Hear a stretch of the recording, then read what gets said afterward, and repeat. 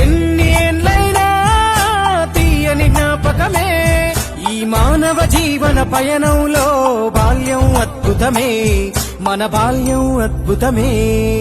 వీరి వీరి గుమ్మడి పండు వీరి పేరేమి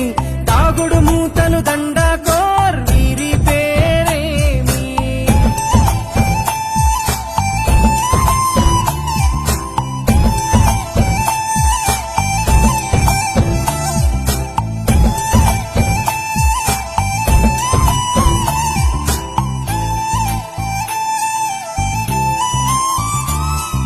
పంటలు పంచి దొంగను ఎంచి రేసాటాడితి మందరమే రేగడి మట్టిని ముద్దగా చేసి బొమ్మరిల్లే కట్టితిమే